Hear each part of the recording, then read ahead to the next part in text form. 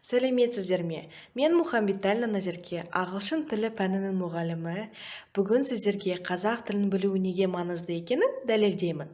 Біріншіден, өзге тілдің бәрін біл, өз тіліңді құрметте мақалда айтқандай, қазіргі жастар мен ересектер басқа тілдерді меңгеруге асығады. Бірақ әр азамат өз ана тілінде сөйлеу білу керек.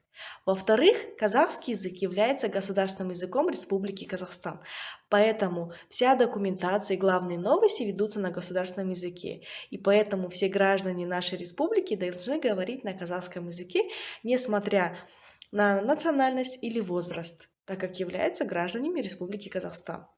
Thirdly, it's great to know the language of our ancestors who defended our land until death, and now we have clear sky and peace. So we shouldn't have forgotten about what they have done for us. That's why we should keep and save our language and teach our children to know Kazakh language. Сондықтан мен Қазақстан Республикасы азамат ретінде қазақ тілінде сөйлеуді шақырамын.